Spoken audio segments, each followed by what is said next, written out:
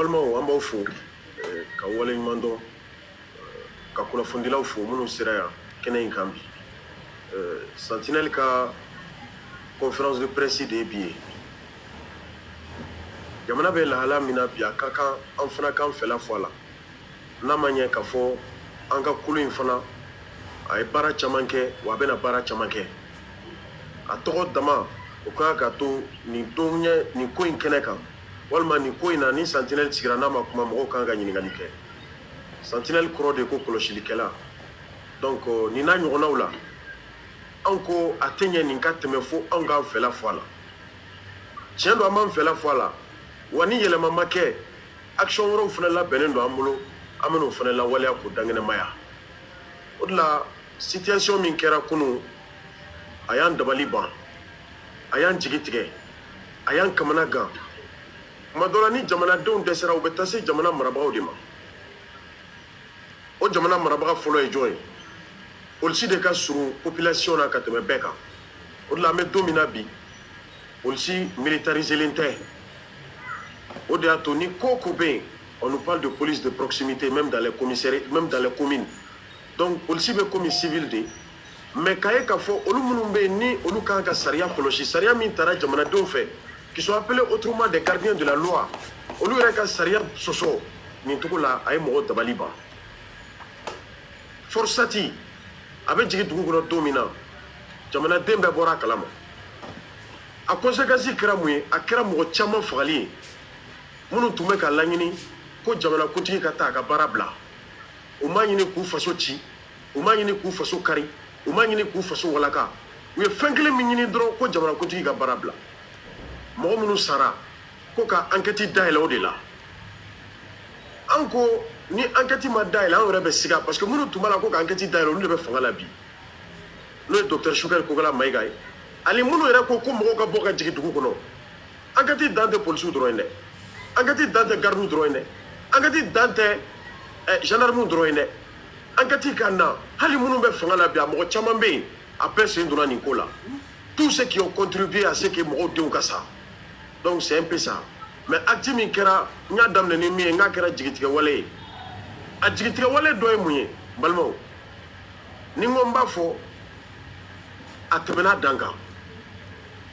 polisiw ka bɔ u yɛrɛ ye ko mɔgɔ dɔ minɛra k'o bila sous mandat polisiw ka taa ka t'o libérer kabini ne bɔra ko kalama don min na Mali ko la nin ye siɲɛ fɔlɔ de ye n ka nin ko sugu ye wa n ka mɛn n tulo la k'a fɔ nin kɛra nin y'a siɲɛ fɔlɔ de ye des fonctionnaires d'État jamana baarakɛdenw jamanadenw de b'u sara des gens qui sont payés au sol des pauvres contribuables k'aw ka sariya kɔlɔsi ni aw yɛrɛ taara kasobon da ci an b'a fɔ ten mɔgɔ minnu ka baara ye ka kasoladenw kɔlɔsi u kana bɔ kɛnɛma la garde pénitentiaire pourquoi la garde pénitentiaire n'a pas réagi parce que mɔgɔ laɲini sa o tɛ fi o tɛ to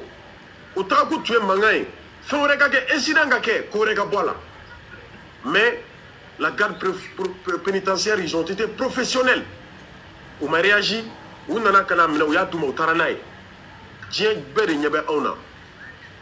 jamana min b'anw fɛ o b'an ɲɛ b'aw na CEDEAO ɲɛ b'aw na communauté internationale ɲɛ b'aw na bɛɛ ɲɛ b'aw na ko Mali polisiw de ka baara ye nin ye est-ce que Mali polisiw ka kɛlɛ banna wa fo ka se nin ma wa jɔn de t'a dɔn bi k'a fɔ ko corruption fanba Mali kɔnɔ k'a bɛ polisi kunda de ye e nɔgɔlen don dɔ welela k'o ɲininka ko la o ye fagali ko ye n'i taara ka t'o bɔ maintenant an bɛ jamana marabagaw de interpeller c'est pourquoi anw b'a condamner anw ka ton Sentinelle an b'a condamner wa an tɛ jɛn n'a ye wa a kana kɛ sigi ka kuma ye dɛ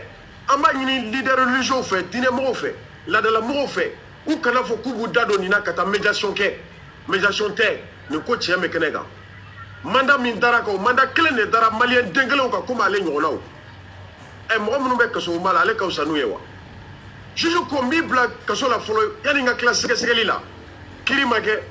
a ma fɔ k'i nɔ don présomption d'innocence bɛ yen mais mandat bɛ da sɔgɔmada fɛ wulada fɛ a bɛ t'o tigilamɔgɔ labɔ polisiw yɛrɛ de kɛra instabilité yɛrɛ ju ye Mali kɔnɔ o de la an b'a ɲini jamana marabagaw fɛ n'i ye polisiw ka condition de vie lajɛ bi a ka ca ni sɔrɔsiw ta ye non seulement sɔrɔsiw bɛ baara min kɛ polisiw t'o kɛ mais sɔrɔsikɛ bɛ front na jintanya b'a la a se ka 10 km tagama tile kɔnɔ pour aller libérer le Mali polisikɛ jɔlen bɛ sirada la a bɛ ka 100 minɛ mais n'olu sara n'o sara cayara ni dɔ in sara ye inégalité sociale anw ka tɔn b'a condamné an bɛ min ɲini jamana marabagaw fɛ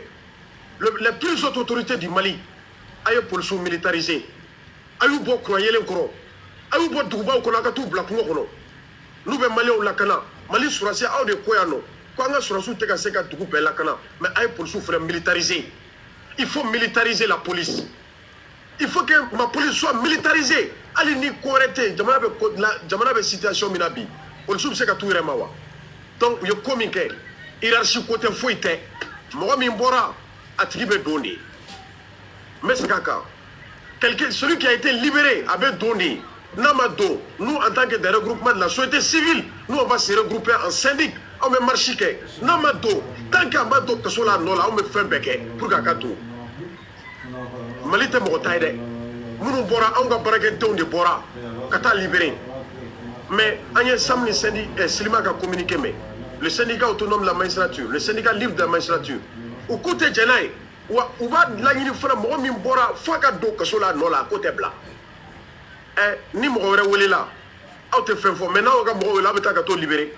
Akake mo gaza mais faut les fonctionnaires d'état. Est-ce que Frigochao va to bloquer mo ka to wolawa? Est-ce que mécanicien va to ka mo ka to wolawa? Ceux qui sont en train de piller les Mali, est-ce qu'on va to bloquer mo ka to wolawa? Et pourquoi Boubé dena muso tata Boubé là-bas?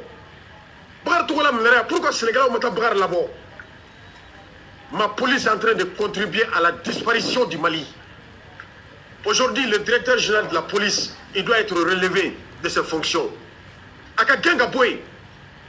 parce que n'y a ko sera nima pour jouer comme boka tama discipline ni ba ni Mali ko akanga ye nunu de bolo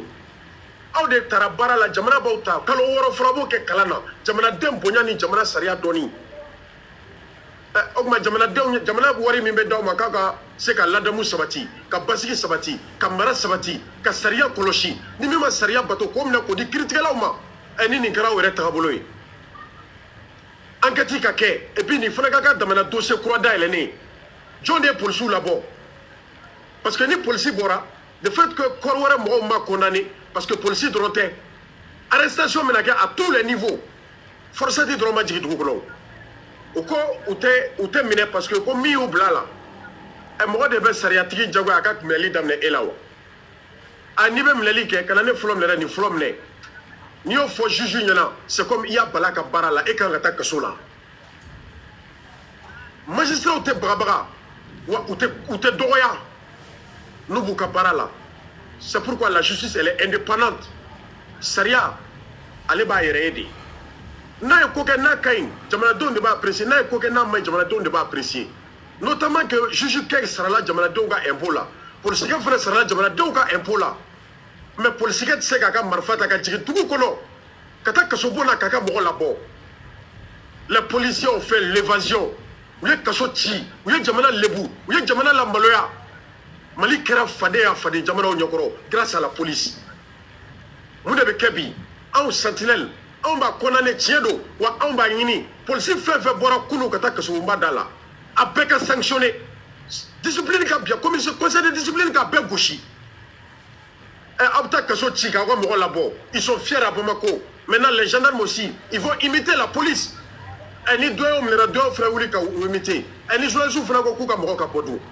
Dans ce cas, on ne peut plus parler, c'est-à-dire que de la prison, ni que ce qui aura retenu de paix. Mais c'est là que je suis parce que je suis quoi aimer.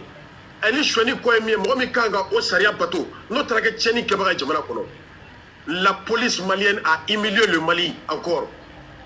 Malgré qu'il y a une belle crise, on a fait qu'à bord, on a fait qu'à une police qui a une coquette. Donc, vous avez l'association Bema, vous avez la Djekoulou, n'a pas de civil kono. Ni dynamo ka ku se là, ou c'est manque de médiation là, ou c'est gars qui donné qu'à bon jamana kono ka trama, ou quand ka mifo, amega idara ka communiquer kono de. Amega diko ma kono de. Amegu be kono, ou ka bon jamana kono ka kuma. Ebetigaso. Parce que Koutari Labo Kasola, tu n'as jamais vu au Mali. La disparition même de la démocratie est en jeu. A police est à Togomina. Police concours bien tard avec Togomina Mali. Basta. On me mis fort. On a une conférence de presse. oui sentinelle tɛ se k'i da de jamana ko in na anw bɛ bɔ k'an ta fɔ hakilina min b'an na an b'a fɔ ne tɛ se ka n ka polisi sara k'an ka sariya sɔsɔ est ce que polisi bɛ se ka mɔgɔ wɛrɛ minɛ bilen wa e ko k'e tɛ minɛ i dun ye ko kɛ i bisigilen don ni aw ko k'aw tɛ sɔn ni jamanadenw ma sɔn a ma ban wa ni jamanadenw ko mais infraction la tiɲɛ don mais n tɛ 200 di ni mɔgɔ min minɛra ni population bɛɛ bɔra ka t'o tigi libérer o tɛ jamana ko bannen ye wa donc vraiment les plus autres responsables de la police malienne an b'a ɲini a bɛɛ ka relever ka bɔ yen nin y'a yira k'a fɔ polisi t'an bolo nin y'a yira k'a fɔ an ka polisiw ma mɔ nin y'a yira k'a fɔ an ka polisi fanba o ni jamanadenw ka laɲini tɛ kelen ye donc nin de tun b'an bolo k'a fɔ nin barosigi in na conférence de presse in na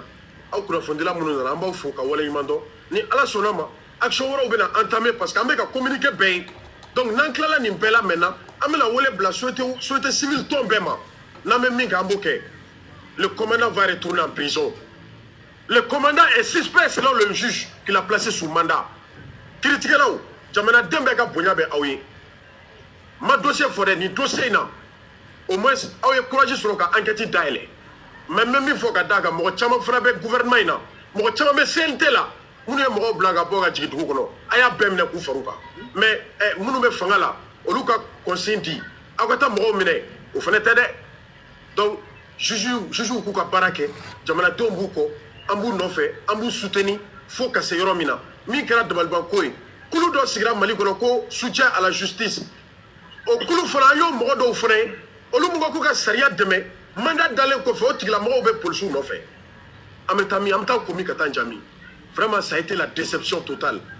malien bɛ yɔrɔ o yɔrɔ bi malien malora fan bɛɛ dit à l'attitude de la police n'i ye kasobon ci ka kasobon da ci évasion e ni hakɛ jumɛn ka kan o la polisi kelen-kelenna bɛɛ a bɛɛ ka radier ka bɔ yen sanction disciplinaire ka u k'a bɛɛ radier ka bɔ polisi la cɛ si fata tɛ Mali ye an bɛ kuma dan yan ne tun b'an bolo k'a lase conférence de journalistes an b'aw fo